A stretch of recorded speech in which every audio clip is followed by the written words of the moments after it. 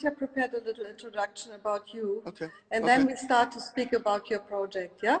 Okay. Okay. Sounds good. Whatever you want. Okay. Okay, Katja, please. Yeah, we always do the classic and introduce our talk partners. So maybe I have Yeah. Please. Today I would like to start with a quote by Warren Neidich. He wrote, "Artistic interventions create new connections in the world as well as in the neuroplastic brain. This is the power of art." A quote by Warren Neidich. Warren Neidich is an American interdisciplinary post-conceptual artist and theorist. He taught at the Weissensee Kunsthochschule in Berlin and was a visiting academic at the Otis College of Art and Design in Los Angeles. He is the founding director of the Faye Summer Institute of Art. He is the American editor of archive books in Berlin and Milan. He created the internet platform artbrain.org, and he publishes the Journal of Neuroaesthetics. So very active. This is just a few of the many, many activities that I can name here. His own education includes studies of photography and video, cognitive neurosciences, medicine, and architecture. His artistic works combines photography, video, performances, installations, sculpture, and painting. And PRISKA PASQUER dedicated a big solo show to Warren Neidich in 2018 called Neuromacht, Noise and the Possibility of a Future. And in the still ongoing show, On Equal Terms 2, we show two works by Warren Neidich, a neon piece and a big video. But today we won't talk about these works. We have a very interesting other topic. Warren Neidich usually lives and works in Los Angeles and in Berlin, but at the moment he's on Long Island, New York, and there he organized a very, very interesting art project, and we're going to talk to him about this art project called Drive-By Art. So we have a lot of questions. Okay. So here we are, Warren. Great. So what brought you to this idea to make a project with the title Drive-By Art? Okay, well, that's very interesting. You know, we've been isolated here now 7 weeks in a small cabin in the east end of Long Island, where in actuality, for my family has been summering here for 40 years, and I have intermittently taken up residence here in the East End. I mean, the East End of Long Island is Southampton, East Hampton. We're in a small little hamlet called Amagansett, which is very, very small and very few people. Which is very beautiful. I have been there a couple of years ago. Yeah. Yeah, it's very beautiful. Well, that's, you know, some solace. Anyway, being here and feeling the impact of the pandemic in many ways, and seeing how so many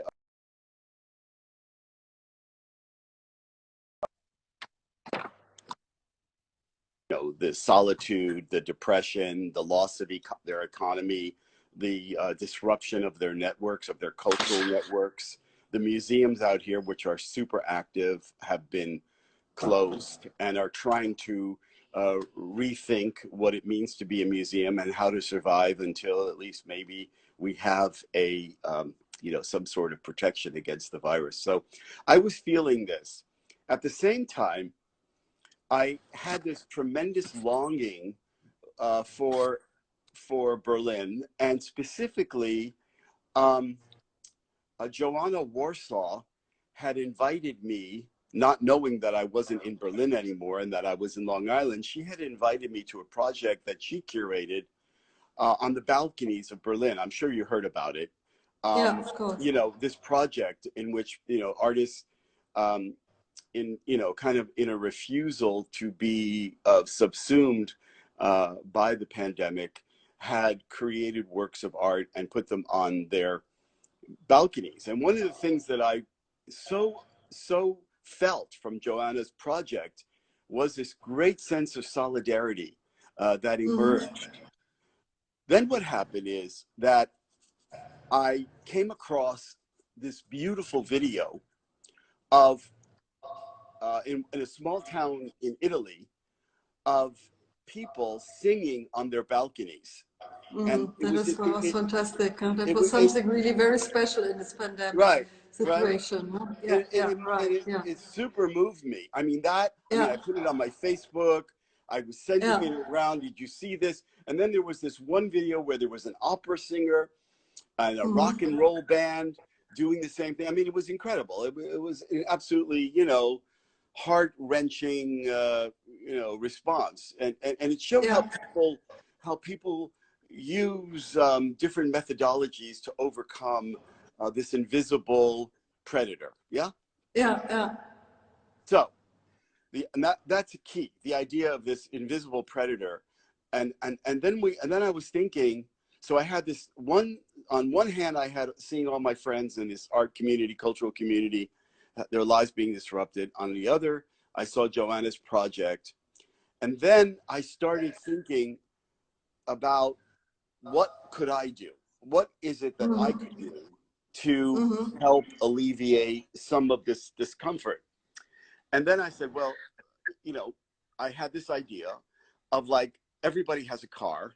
And when you're in this car, it's like an immersible submarine where you're going down into the depths of the ocean and you're covered by this huge plastic immersible, so you can see all the animals and the fishes and you're protected. I was also all of a sudden seeing the car as an immersible, rather than just,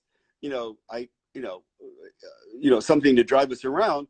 I saw it now as a kind of cocoon, as a kind of protective thing. Okay.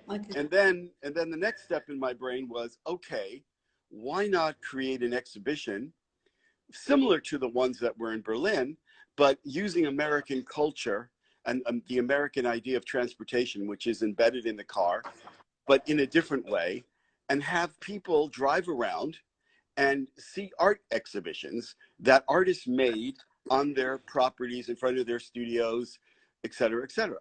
That's how it happened. So then I decided, at first it was called Drive-By, but then I liked the idea of Drive-By Art. Just sounded really good, Drive-By Art. And then when I said to my artist girlfriend, Elena Bajo, I'm thinking about this show called Drive-By Art, and I'm making an exhibition about it. And she said, Warren, Drive-By Art is a new category of art. And I said, what do you mean? What do you mean by Drive-By Art is a new category? Drive-By Art, it's drive-by art. It's art that's made to be driven past. I have something, you created an Instagram account, and I love so much the sentence that is written there. So this is the Instagram account, is Drive-By Art, and then Drive-By Art is an outdoor public art exhibition experienced from the safety and intimacy of one's automobile. I like this very much. I think this says it all, because it's so interesting to describe the automobile as a safe vehicle, and which is very intimate, which is really something that, so this is really very interesting and fantastic. I was really fascinated when I read it.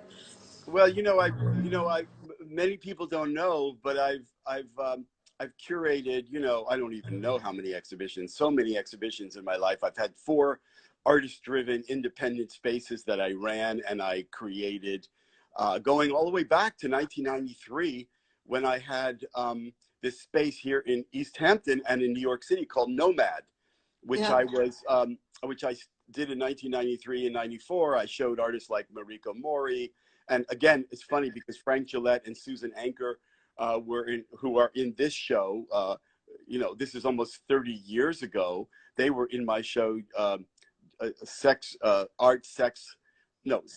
Drugs, and Rock and Roll, which I did, in which Kenny Schechter, the curator now, famous curator, he and his wife were in, Mariko Mori, Fred Tomaselli, my friend, Paul Bloodgood, who's now passed away, one of the great artists of our times, a painter, Yale trained painter.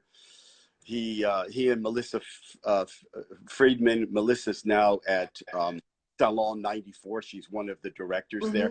She started with Paul Bloodgood and other galleries. So it was incredible. It was like this whole loop coming back to Nomad, you know, which, you know, and then I had another gallery called Spot Art Foundation, which was a fictitious art foundation that I created, in which artists made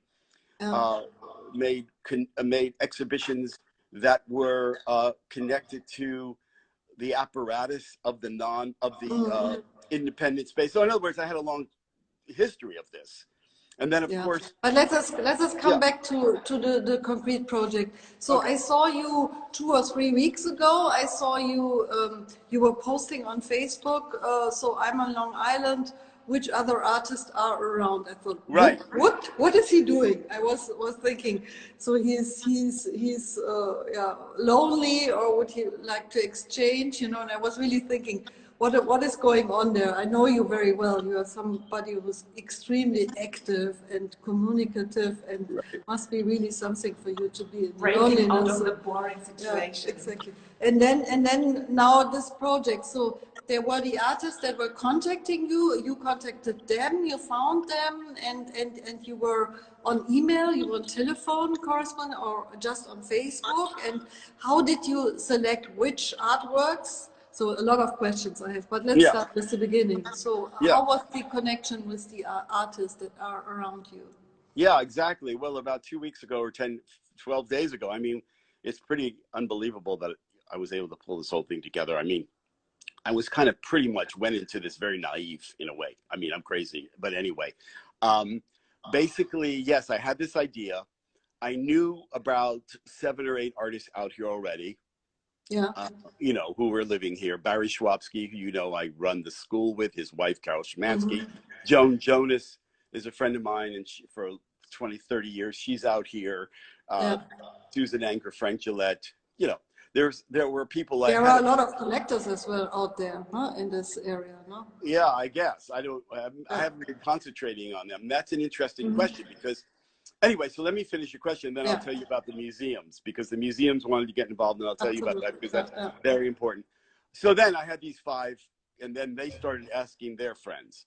And then, you know, I could see that I needed, you know, more people. And so I went online, exactly as you said, and then I had these responses from artists.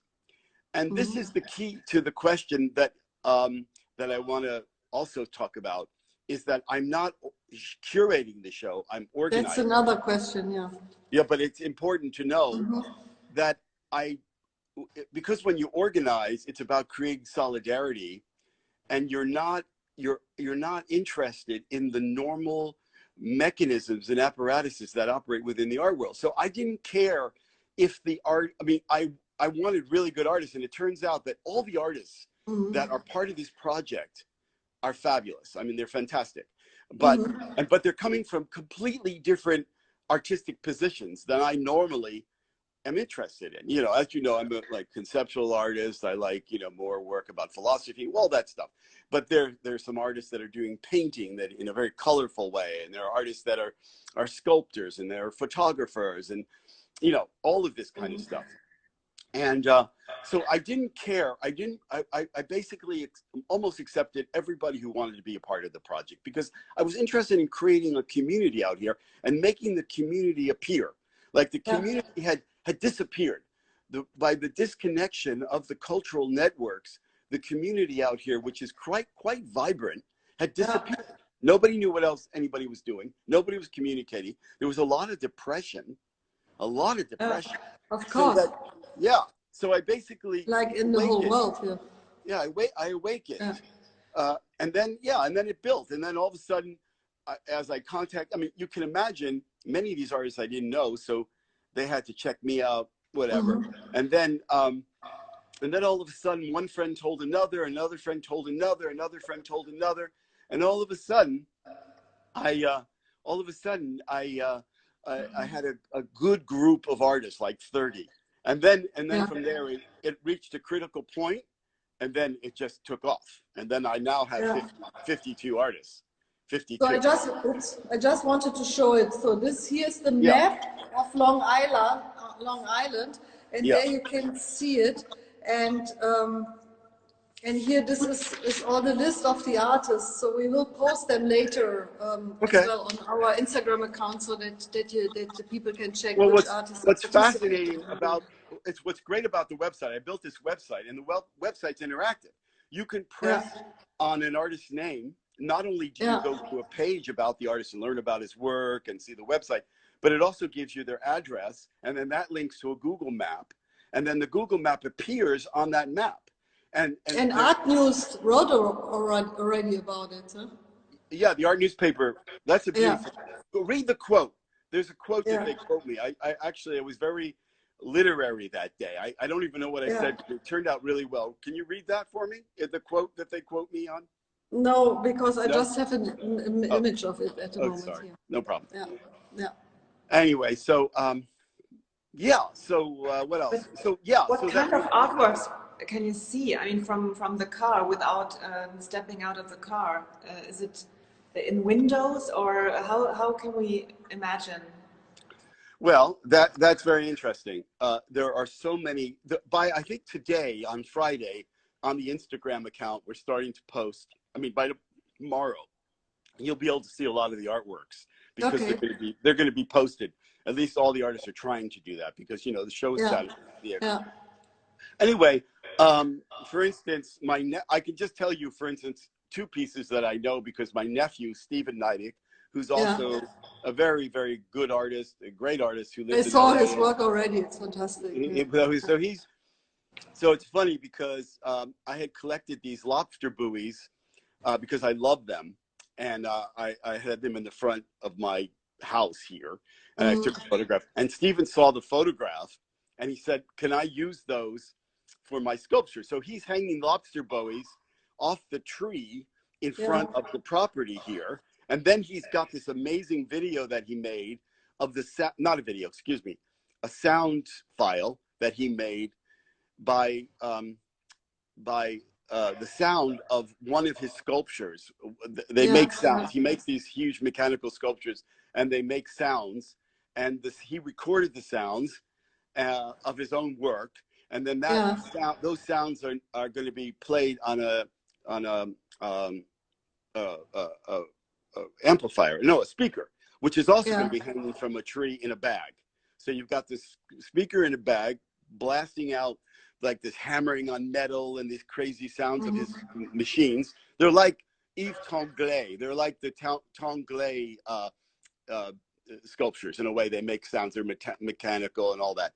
And then he's going to have the buoys by their ropes hanging from the tree. So that's one piece. Warren, go away a little bit, because you have too much in your mouth. Then sorry. Very surreal. We need some distance, please. Yeah. Social distance. Social distance. Yeah, that's good. Or Elena says instead of 6 degrees of separation, 6 feet of separation. But anyway, you drive to the artist's private addresses, so it's a private thing, but at the same time it's public. It's published. Yeah. So is it public? Is it private? Where's the border between public and private? It's a new hybrid system. The actual title of the exhibition is Drive-by Art, in parentheses, public art in this moment of social distancing. Yeah. And that's a very complicated sentence. So on one hand, I'm calling this public art. This drive-by art is, as I said before, a kind of new form of public art that instead of being in a public space, like in front of a museum, on a town common, on a outside of a corporation or whatever, the public art is it's private at the same time. It's on people's artist properties, where they live, where they work, and where they work, in front of their studios. Sometimes it's friends. There a couple of friends are combining them together. This guy named Clifford Ross and two of his friends are working together in one spot, to kind of, So there's a lot of combinations. Stephen's work, I'm kind of making for him. So he did it from a distance, which is also interesting. He, like in the 60s and 70s, when artists did works on faxes and made this remote work where they would send in conceptual projects. It's a little, that's part of the project as well, that people can have a friend make their work. In this case, I'm his friend. Is is there a work from you included in this? No. Well, so you're just organizing it. Well, the organization is an artwork. There's no difference between.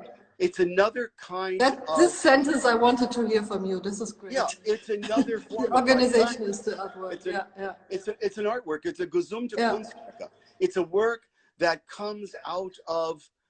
It's an auto realization of an internalized thought process, which all conceptual art is. All conceptual art, and that's the reason, you know, when I wrote in my glossary of cognitive activism, the difference between conceptual art, what I call early conceptual art, and late conceptual art. Early conceptual art, as we know, had to do with the immaterialization of the artwork.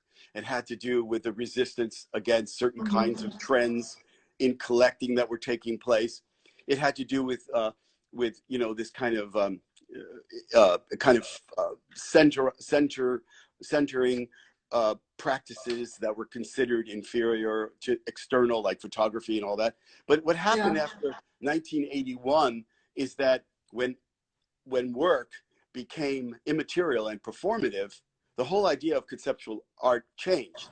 Because in cognitive capitalism, the difference is that unlike labor in the 19th century or even in the early 20th century on an assembly line in which a surplus value or the amount of labor that was necessary to make a object or whatever was categorized in terms of the amount of time that it took to make that project, because it had to do with wages and how do you pay wages in time.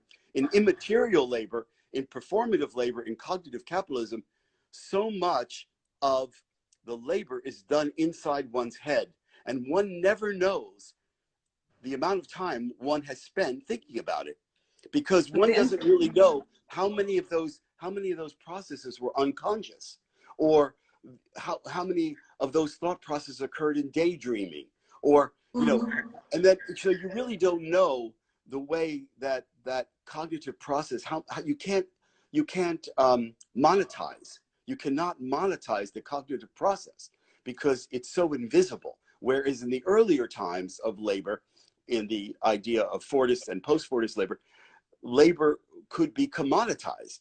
But in cognitive capital labor, so conceptual art also is based on the same kinds of processes of thought. So I would like to give a recommendation. There's a fantastic interview at the actual Kunstforum magazine. And there is Ann-Kathrin Günzel. She did an interview with Warren Neidich, and in this interview they speak about it. So it's about the Pizzagate installation that was shown during the last Venice Biennale at the Secca Project Space. And I think this is a very, very good interview. And on Warren, on your Facebook site, we can find as well the English translation. So everybody who is listening and who would like to know more about it can have a look there. And then there is another interview that Hans-Ulrich Obrist did with Warren Neidich, which is about this topic as well. So I think it's a very, very interesting to follow this and to. But yeah, I mean, that's what I'm saying. So all I'm just trying to say in conclusion of this little part is that this is a part of my artwork.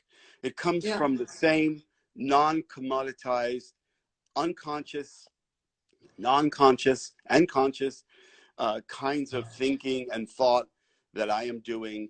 And it's presented, it's an auto-realization. It's a physical auto-realization of those immaterial thought processes. So whether I'm making the Pizzagate neon, which is a very involved thought investigation, elaboration, and breakdown of fake news and the Pizzagate phenomena, and it becomes auto-realized as the neon sculpture, or it's the new work at the K10 Foundation in Dusseldorf, where I'm talking about K10 Foundation. This is yeah. I wanted to tell you. I just spoke with them, so they were shut down for 7 weeks now, but they are reopening on the 7th. On the 12th of May, so next Tuesday, Fabulous. and then they prolonged the exhibition until August 2nd. Oh, wow. So that means there is this beautiful and fantastic neon installation by Warren Neidich, and it's really worth seeing it. It's all about artificial intelligence, and in a group show which was curated by Ludwig Seifert. Something about you. And I'm making I've got new drawings. I've been making these new drawings of a couple of new pieces that I want to make based on on the La Cun sculpture that was unearthed in the 15th century outside of Rome. I'm making this big neon sculpture that is connected to AI in a very strange way. And I'm making more work, and then a work about this piece of sculpture that's being returned from London to Athens, that has been in the British Museum for years, and it's being returned now, and I'm making a piece about that. So I'm continuing working in this way, and about artificial intelligence and all of these different kinds of things, and how they're elaborating a different set. The importance of that piece in Dusseldorf is that it's talking about artificial intelligence, but it's an artificial intelligence that's run by a phantom limb, by the phantom, it's being run, and the patterns that are sculpting the AI, this artificial intelligence, are based on specters and ghosts and phantoms, and not on optimization paradigms and repetition in the real environment. So that's a key thing. That's a key piece about that. But anyway, so we're back to the show. Drive-by art. Yeah, and the interesting thing is also that it requires a lot of activity, not only from the artists, and you're not only bringing together all the artists, but the viewers, the visitors have to do a great effort of activity. They cannot just jump into their cars, drive to a museum or to a gallery, see a show, and then go back, but they have to do a whole trophy, a whole tour, and really make a big effort to see several of the sites. So is it participatory in a way? I mean, are they part of the project?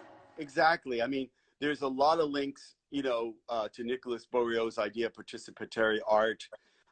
And you're right, the audience is participating in the piece, and they're essential to the work. And the automobile is a kind of iron carapace, iron skin, that allows them to be protected. That protects them from, and this is key, because the other day, when I'm walking down Beach Lane, we take walks, you have to, we're in a small cabin here. We're walking down Beach Lane, and there's a human being coming the other way, and they're on the same side of the street as we are. We go to the other side of the street, and which is 9 feet away, to avoid them. So it's this idea that we're avoiding human beings, that this illness is creating different kinds of social distancing, but it's also disrupting key elements of the social fabric. Yeah, it's key. And this gets me to, I just want to say something that seems a little bit, out there as usual, but it's really real. And when you have this disruption of the social networks in this late stage global capitalism, it's also about the disruption of how the valorization of art products is created. So instead, people can no longer go to VIP lounges because they bought a piece at the fair, and now they can brag to the world because they're all in this VIP lounges asking each other, what did you like? What did you see? What did you buy? And then because this artist, this collector, I'm not going to mention any names, but a great collector has bought this piece, all of a sudden everyone's going to go rush out and see what this artist, and then maybe they'll buy it, or they'll whatever, or somebody will write about it, and all of a sudden the value of that piece of art goes up just because of rumor, because of this valorization economy. Somebody has valorized it. This collector has valorized this work, and because of that, that can't happen anymore. I mean, not in the VIP lounge. It can happen in a different way somehow. Happens on Instagram today. Exactly. That's my point. That's my point. That's my point. So this piece, yes, it happens in the car. Yes, it happens in the car, but it also has this incredible website and where you can go to each artist, find out where they are, find out about their artwork. We're not involved in anymore, and in any way. We have their emails there. If a curator, a collector, and you're right, there are a lot of collectors out here.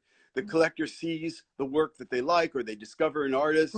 I discovered many artists out here, and they want to connect to that artist. They can do it directly through the website, and we're not involved. We don't want to be involved. We're instigating, we're initiating, we're making the art community come alive again. We're trying to find, and this is important, this drive-by art is another apparatus trying to rethink what the world might be like in the pandemic world, post-pandemic world. We have to develop new methodologies, new apparatuses, new cultural apparatuses, and we have to redefine the spectator. We have to redefine what the spectator is. That's an important part. And then we have this Instagram account that you mentioned already for this, and a Facebook account that we're posting starting tomorrow, pictures and all that kind of stuff. So people can also go online and enjoy the exhibition. Yeah, sorry. No. Yeah, but is this democratizing the art world, or what does it mean at the end? I read today there's an art community in America as well that is now posting on Instagram their work. So what does it mean? Is this completely changing? Everybody does everything, and how do you see the future of the art market, especially? Well, what you're asking are two different questions. On one hand, you're talking about the democratization of the art world, and on the other, you're asking what will the effect, or how will the art world be? How will we enjoy? How will we, what will the art world be?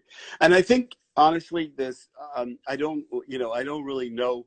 I tend to think, and undemocratically, I think that sometimes, as too much I don't know. It's like very complicated because, we live in this world where the connoisseur has been debased. The idea that you would, like when you go out to a restaurant right now, you go to Yelp, at least in America, people go to Yelp. In other words, they go to the site and all the restaurants are there. And you go, just look at this Chinese restaurant. And then you have everyone very democratically saying, oh, I like this was shit, blah, blah, blah. And then they have how many people like 5 stars, how many 4. So you get this idea. It's not based on a connoisseur. It's not like somebody who's been to China or studied Asian cooking or worked in a restaurant who now became a food critic and has spent their whole life figuring it out. It's become this, democratic, much more democratically argued, it's done more democratically through Yelp than it is through the connoisseur. We can't see you anymore. Sorry? Sorry, we cannot see you anymore. No, it's better. So you know what I mean. So that means you are asking more for connoisseurship, right? I think you have to have a mix of the two. I think it's very interesting to have a mix of the two. In other words, there's the bottom up and the top down. The bottom up is everybody going to Yelp and saying what they like because, the common person, the common individual who lives has as much right. But at the same time, it has to be tempered by study and knowledge and all that kind of stuff. So I like both.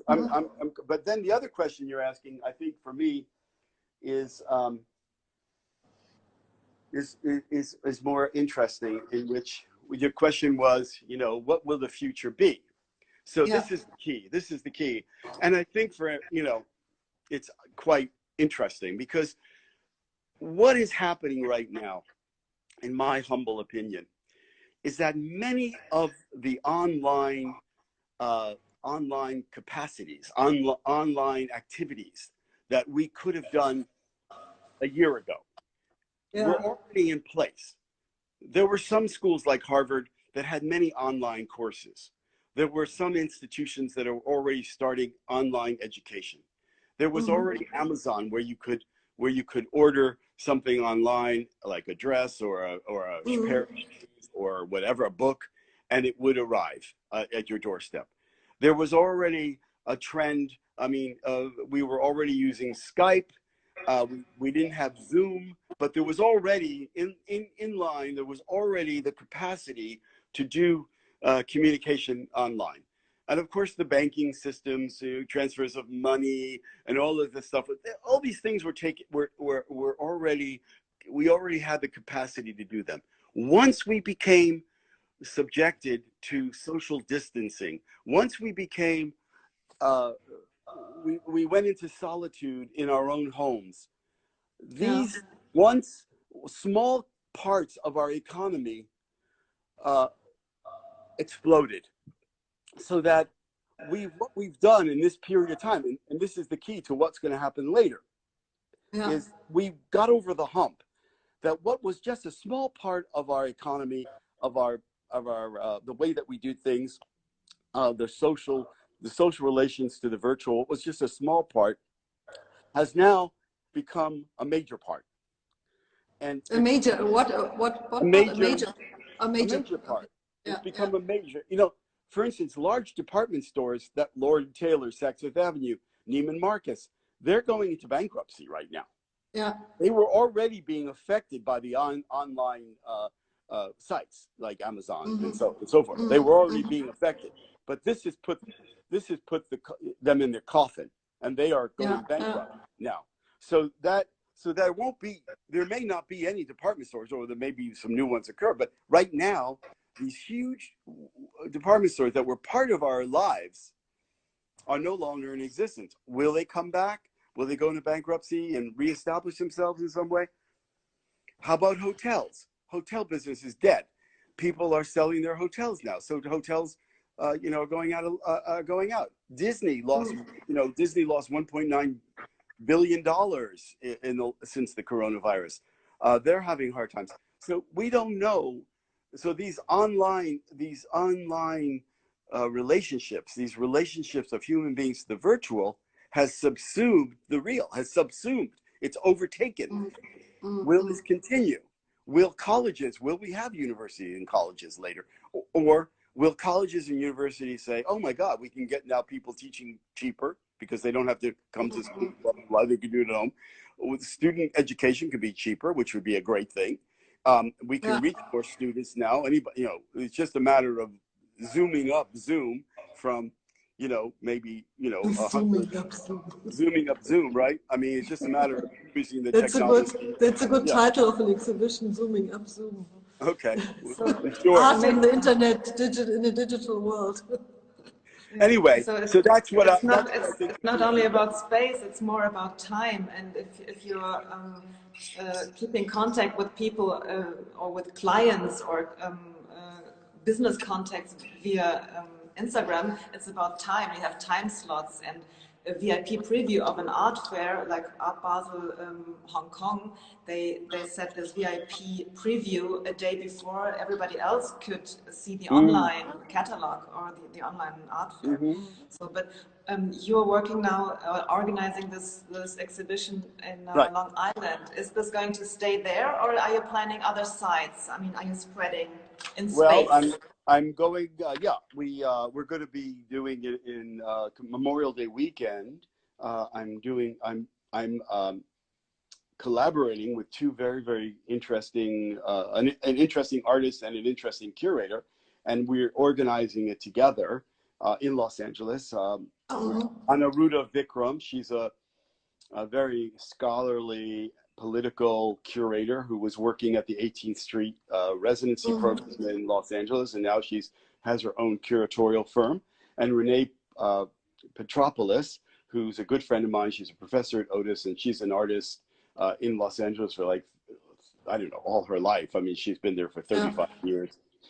And, she's had a great history of being an artist. So all three of those are my friends, and we're all going to bring it to Los Angeles. We've already got about 35 artists that are interested, including Tom Lawson, Cal Arts, and this amazing painter named Knuth.